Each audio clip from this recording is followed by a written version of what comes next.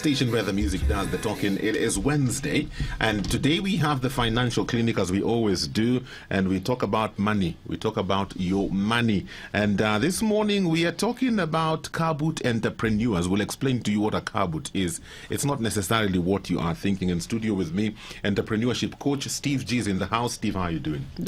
Good, thanks. You have a car boot shop somewhere? You do? I think what's happening is, there's all of us have got what some people are calling a hustle. Yes. That you're trying to put together to maybe just ride this season or to survive through this season. Mm-hmm. And so for me, it's not necessarily a car boot. Yeah. And maybe that's one of the questions some people will be asking. Mm-hmm. So the conversation would be around what is this that you have that you're using your hustle with. Okay. Yeah? What sparked this conversation is a video that was online, and you had also sent me a video of how Kiambu Road has been transformed. Yes. You know, suddenly there are 50, 60 cars parked along the road, and people are selling mostly vegetables, I believe. Veggies, eggs. Yes. Some people, you'll find one or two who are doing milk. Yes. Yeah. Talk to us a bit about that. I saw a very interesting article of a guy who says they bought I don't know what from a BMW. Was it eggs or cabbages? And onions from a Mercedes and stuff like that. Yeah. I think it's interesting that this is finally coming out because from the beginning, when COVID started and the realities checked in, maybe I think it was March, when the government called for gatherings to stop. Businesses started slowing down, some shut down, people being sent on leave and stuff. So there was an initial, this thing will last maybe 2-3 weeks. To Tataboa, we'll be okay. Yeah. And then as more and more time passed and we realized that this thing is a bit longer, organizations, businesses started cutting down on salaries. Some people are on half salary, some people on 25%. Wow. The need for survival checked in. Yes. Yeah. Yes. And I think now, for all the people who are now pulling a side hustle, as they're calling it, it's the need for survival. Yeah. And it's even from the video and a few other conversations around that, you can hear some people say, I was doing this, and now there's no work. There's one guy who was talking about they were doing school transport. School transport. Yes. You have a big van, and then I think his uncle came and said we can do bananas. Yeah, the other guy was doing a taxi business, and what he's doing now is eggs. Yes, I have a friend of mine who same thing. She suddenly realized one of her friends used to sell chicken, and there are no customers for the chicken. Yeah, so they came up with an agreement. I can take a few of your chicken, I go and try and sell. And I think she said she's currently doing close to 100 chicken a day. Wow. Off her car boot. Off her car boot? Yes. You know, some time back I had Moade Famoti. Moade Famoti was here and she was talking to us about shame money. Yeah. You know, and the concept of shame money is basically something you can do, but because of your position, you feel ashamed to do it. It seems like that is what now people are reverting back to. Yes. Something they wouldn't normally do if things were normal, if the job was still the way it was. Yes. You know, you'd feel embarrassed. It's interesting. It's interesting how times change. And true, you know, like we were discussing earlier, some people would never have been seen. Yes. With their cars full of potatoes and nyanya and cabbages. Yeah. And like when you listen to a few of these conversations, most of these are actually professionals. You're fully gainfully employed somewhere else. Yeah. And this is a place you would never have seen yourself. And to some extent, like some of the articles have talked about, it's embarrassing for you to be parked there even now. Yeah. So there's some people who are still going through the normal stages. You'd call it grief. The reality of your job is no longer as secure as it was. Some have lost their jobs. You still have expenses. You've got children to feed, rent, mortgages, loans to service. Yes. So this is almost as if life has pushed you to a corner, and you are just trying to get through the day. Yeah. And again, we'll pick up on a bit of that conversation. Wow. Yeah. So for that kind of person who's thinking of getting into this space, what are some of the things they need to do? Because we're in Kenya. Yeah. And in Kenya, usually when you open your chips shop along Moi Avenue, and it seems like it's thriving. So does everybody Yes. else. So I'm sure, even after that story being highlighted, I'm sure we'll begin to see more and more people getting into this space. But what do I need to know as I get into this space? And again, probably let's also expand. When you're talking about the Kabud hustle and business and entrepreneurship, it's everybody who's picked up another avenue to try and make money. Exactly. Yeah. I have a friend who, when she gets home in the evening, she has some clothes that she's been buying from like Toy Market. Yeah. So she goes and lays them out near her house, and that's by the roadside. By the roadside. Okay. Yeah. And normally this is something that she would never have done also. Yeah. So when you're talking about Kabut entrepreneurship, it's the whole broad spectrum. Yes. But probably before I answer that question, maybe just to add to this, when you're talking about the stages of grief, which is also the seasons and stages of change, there's an acronym that I came across, and the acronym is SARAH. Sarah. Yeah, Sarah the name. Yeah. SARAH. And probably all these entrepreneurs we're talking about are going through these seasons at different times. Okay. So the first one, S, is the first thing most people went through was shock. Definitely. Yeah. Oh my goodness. The shock that suddenly a lot of what you thought you had control over is lost. Yes. A lot of decisions you made that were lifestyle decisions are becoming an expense that is hard to manage now. Yes. So we've had people struggle with the reality of having to move house, having to close shop, having to give up your office space. Yes. I've had people trying to dispose of some things, but the market is not necessarily good for them. And so the shock was the initial first few weeks. Yeah, there's some of us who are still in this phase. Yes. Yeah. Then after shock comes anger. So anger, and depending on where you are, anger was thrown out at everybody around you. It could have been your boss. It could have been the communities. For some people, the people who suffered this was actually the family. The family at all, yeah. Yes. Then after anger comes rejection. Yeah, the R. So rejection is you're fighting. Either you reject the current reality, you reject the truth that you're having to face. Okay. You might also be facing rejection yourself. Like we were saying, you're a professional, you're this high-end manager, and the things you're thinking about for survival and the need for survival, you feel that society will look down on you. Yeah. Then after rejection comes acceptance. Yeah. Yeah. And now this is where change begins to happen. Acceptance, you start acknowledging that this is your current truth. Yeah. And there's a need to make it through the day.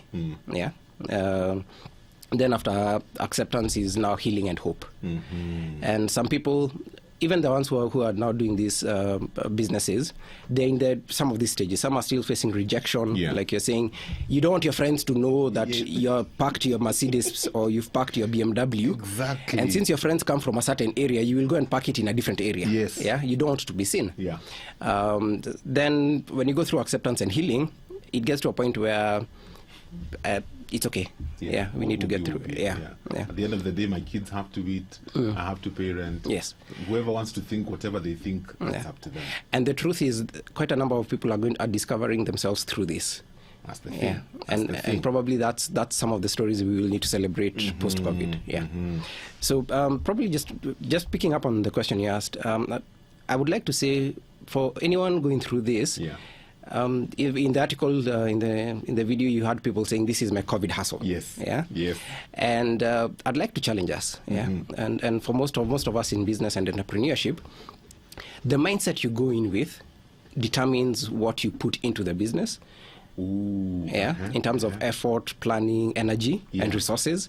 And also it determines what you will get out of the business.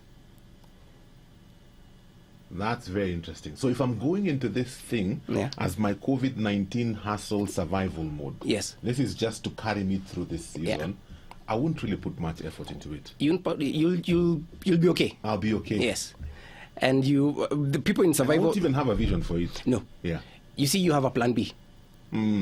Yeah. Yes. You have a plan B, and your plan B is when this thing ends, my boss is calling me back. Yes. When this thing ends, the organization will open up, and I will go back to normal. And I think you've had people talking about when are we going back to normal? Yeah. Yeah. Yeah. Which is a conversation for a different day. Yes. Yeah.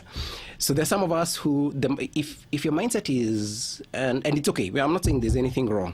If your mindset is survival, then you're just trying to make it through the day. So what you'll do is you'll become like what you're saying. I will go and see what everybody else is doing, and I'll ask myself, what can I get? Yeah. I'll get. I have access to cabbages, so I'll start selling cabbages. Okay. And you will open your shop, and you will hope that you'll get customers. Since you're not thinking through the whole business process, Yeah. you make it through the day. You've made your enough money to feed your family for the day, or to cover some of your expenses. You're okay. You're okay. Tomorrow you wake up, so it's a day-to-day kind of engagement. And so one of the questions I'm asking my friends and people in business is, what's your why? Why are you doing this? Why are you doing this? Yeah. Do you have an end game for it, or is your end game COVID issue? Yeah. Government opens, let's say Kenya is opened on June 6th. Yeah, that's when I think the current lockdown ends. Will you be here on June 7th? Will you be here with your cabbages? Yeah, with your cabbages on June 7th. Yeah. If not, probably you're still on survival mode.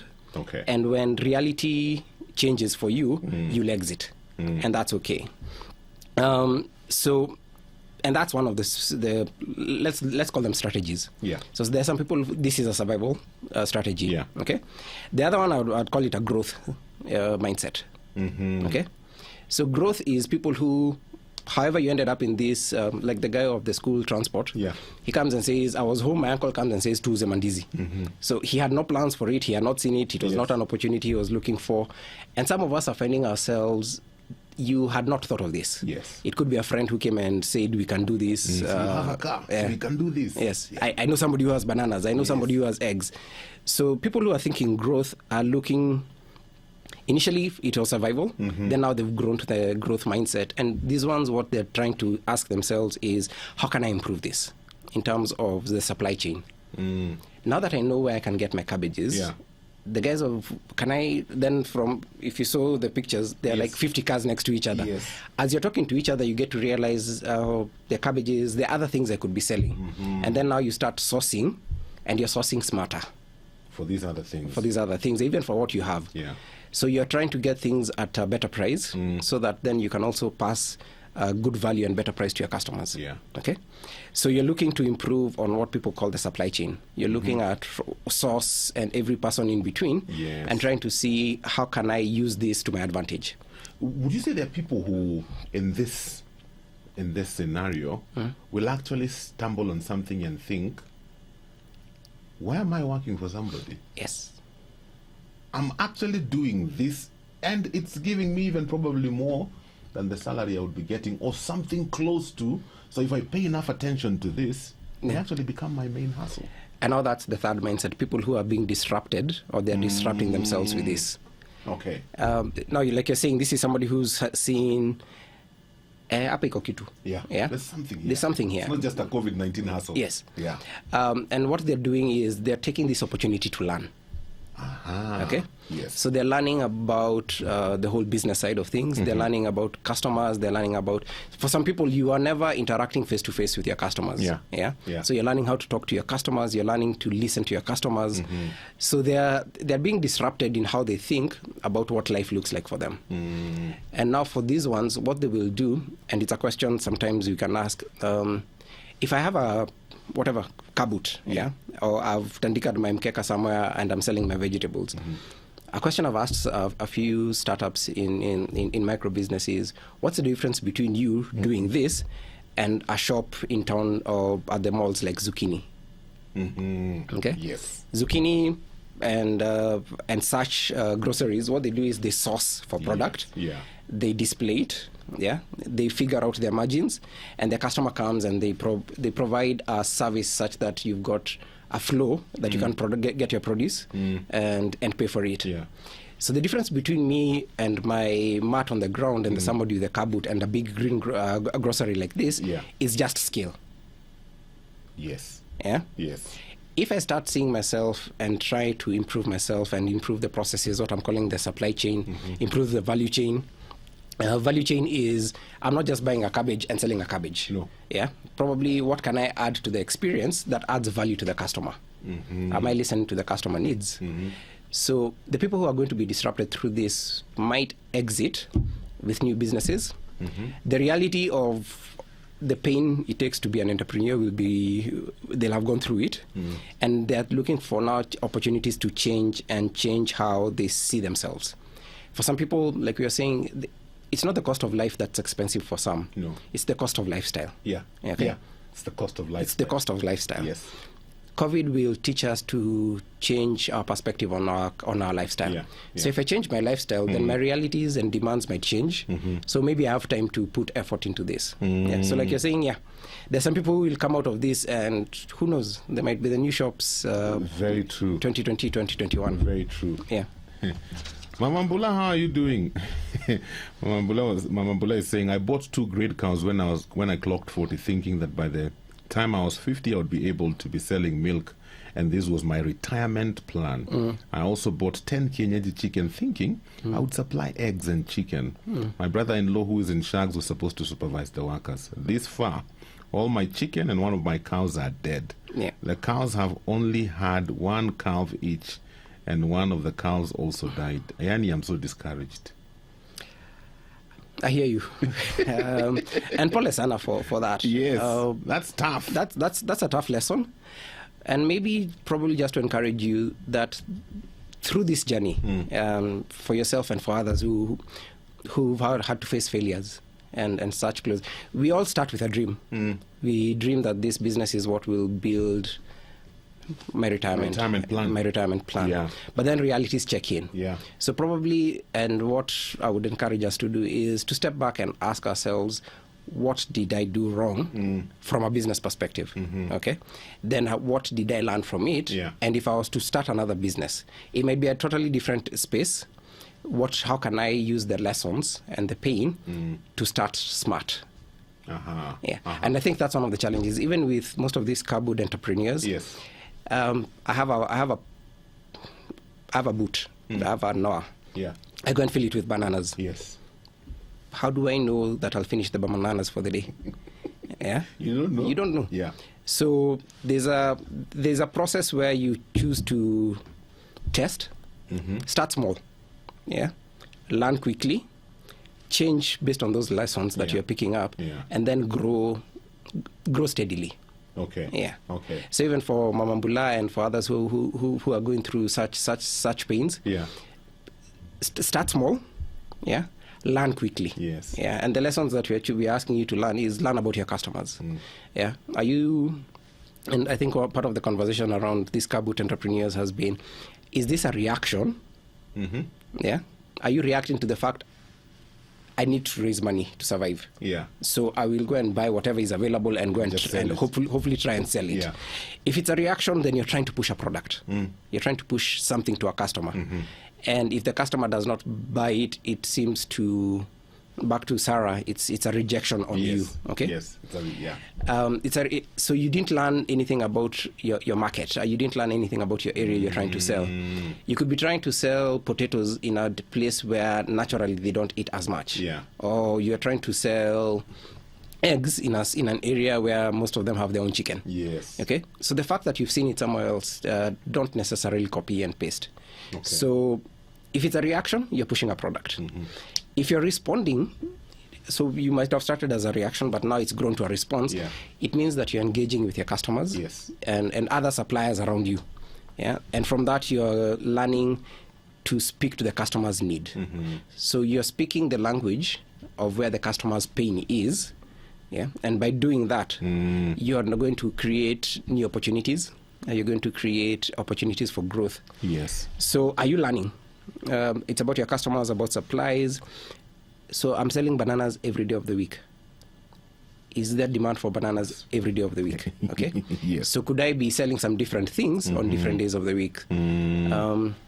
and probably even to challenge us, are we actually taking record? Are we keeping numbers? Keeping numbers. Yeah. If you don't have numbers, Yeah. the fact that you sold today and you sold 10 crates, Yeah. and you sold 50 bananas, or you sold whatever number you sold, did you keep record of how much it cost you to get those bananas? We normally say selling price minus cost Yes. is equals to profit. Yes. Most of us, what they're doing is selling price minus cost is equals to my money. Yes. So everything that you're left with, you assume it's yours. It's yours. You forget that there are other expenses, including the fuel you use to go and get your supplies. Yes. Is that an expense you counted? Yeah. So we might be looking at our numbers, and they're not being true, Yeah. because there are some factors we're not putting in. Okay. So that's why I'm saying, for all of us at whatever level that you're doing this carbon entrepreneurship, test. Yeah. Start small. Yeah. Test it, and learn from engaging with your customers and other people around you. Yes. After you test, learn from that. So, and then take those lessons. It's like doing an accelerated program. Yes. Yeah. It's actually an accelerated program. Yes. Yeah. There's something I'm thinking, just going back to Mama Mbula's story, because she says she bought 2 great cows, and this was her retirement plan. She bought 10 kienyeji chicken. Then she says something very interesting. She says, my brother-in-law, who is in Shags, was supposed to supervise the workers. Yes. So this is it's your hustle, but it's not. You're not really in charge of it. Yes. The same way we rent land in Narok, and we have these big dreams. We've planted maize or wheat, And we're going to feed the nation. yes, only to come back during harvest and there's nothing. Yes. So I'm comparing that to that guy with his BMW. You see, now you are the one doing it. Yes. You're not hiring somebody to do it, because you don't even have the money to hire somebody to do it. True. Even when you are at the office and maybe you had a side hustle, it was somebody else probably doing it for you. But now you're the one on the ground. You have to do this yourself. Does this change perspective? I think for most of us, like what Mama Mbula has talked about, is there was the intentionality behind why you're doing this. Yeah. So you give it to somebody else, and you continue doing the main thing that was giving you your sustenance. And like you said, now I am the one who is selling clothes by the side of the road. Yes. Yeah. So perspectives change, but the reality is also that I think entrepreneurs and how we manage our teams and our staff can be very dynamic. Okay, so we are not necessarily empowering our teams to be able to manage the business, because we are not giving them the things to manage. Okay. You take care of the chicken, Yeah. feed them and stuff like that. But back to our records, what's your plan? Okay. Are you constantly, there are those people who we talk about, you're an entrepreneur by phone. Yeah. Yes. Ng'ombe imepewa maziwa, mumelima leo. So remote entrepreneurship, especially in the formative years, is not very sustainable. Okay, because there's a lot of truth that's on the ground that you're not collecting. Yes. Yeah, which is why I go back to start small. Yeah, learn. Yeah, if you can learn from your own story, and learn in as much as you could be learning from your friends, learn from your own story, learn your truth, and then build based on that. So even the people who are now selling by the roadside, like we talked about mindset, is your mindset right in this space, or are you just trying to get through to hopefully this month? And we are all praying that the government opens up the country so that we can get back to normal. And beyond that, you don't see any engagement. I may not see you having built relationships with the farmer that now you are able to continue sourcing and supplying. So think of it this way. It's the guy. Let's talk of that guy with the BMW. So he's on the ground, and over the next month, he's been collecting all this data about his business. He's been learning all these things, and he's collecting it. Okay. So when COVID ends, and he has the opportunity to hire somebody else, the person he will hire them and give them work based on what he knows. Okay. So you're transferring responsibility, but you're maintaining authority.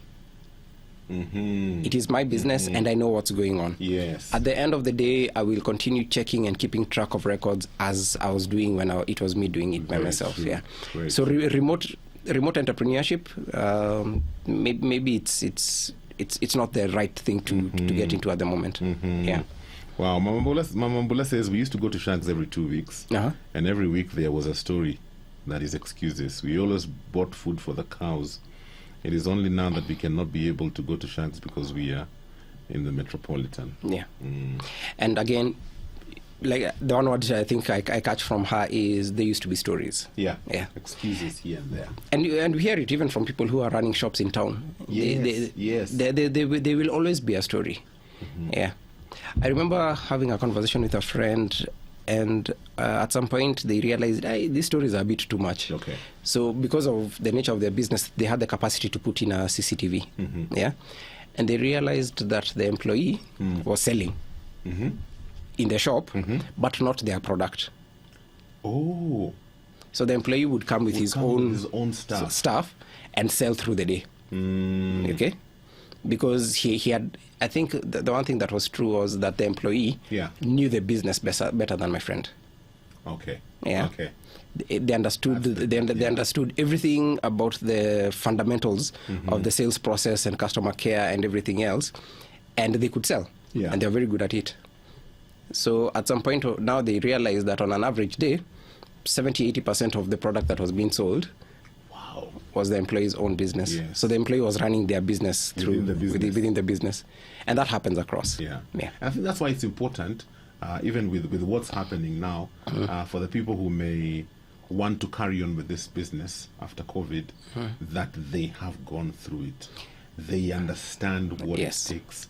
They know the numbers and what kind of money comes in on a daily basis. Yes. Even when you bring somebody, you have an understanding. I'll never forget, a friend of mine told me he quit his job. I think he had tried Uber before, and it didn't work. Always excuses. And then he quit his job and decided, I'll do the Uber myself. Yeah. And he went in and he did that. He learned the ropes and all that. But by the time we were having this conversation, I think he had 3 Ubers. And he was telling me, nowadays I don't entertain nonsense from my drivers. I know. Because I am on the same road with them. Yes. Yeah. If I am getting this much, what are you doing? And I think from that conversation, and like for most of us as entrepreneurs, the question, what your friend can now say is, I know. Yes.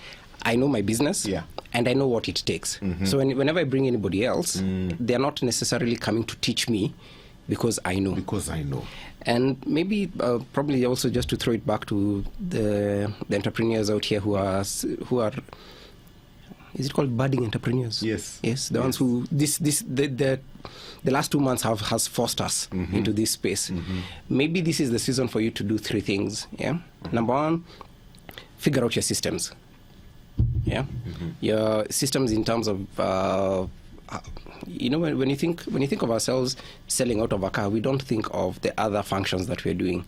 There's marketing that you're doing. You're doing sales. You're doing. There's a bit of HR. You being the employee.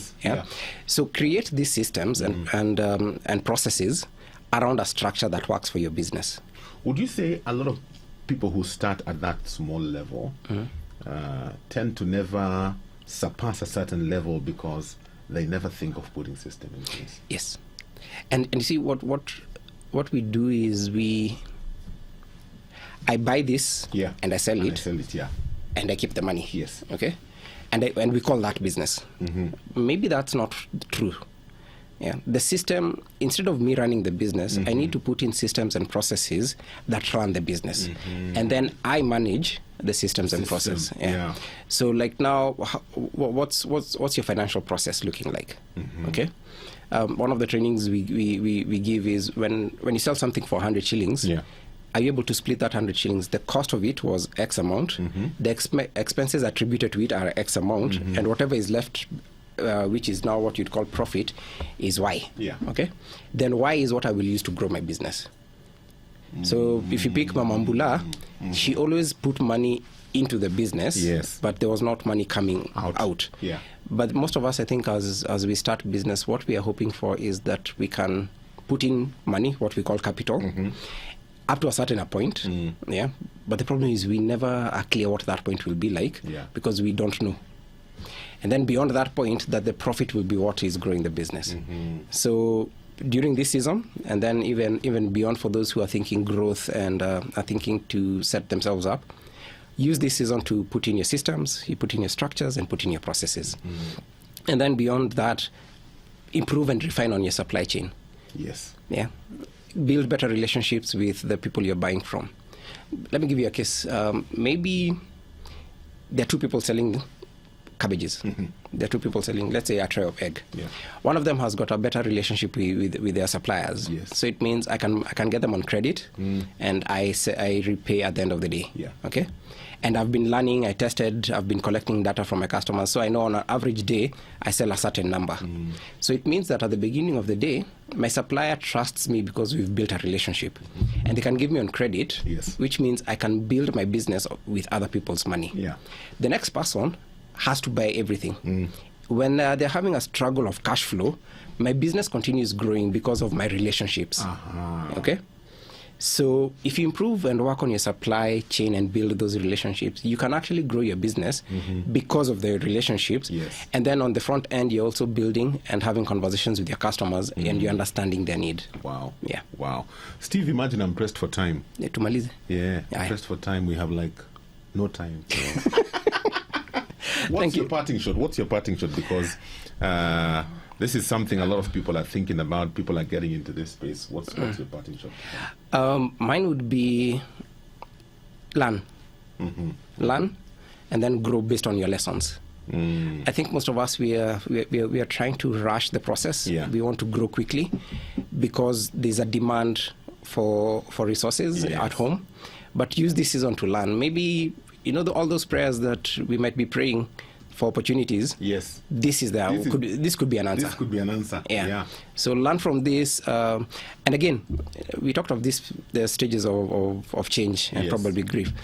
I always like to encourage people, please ask for help.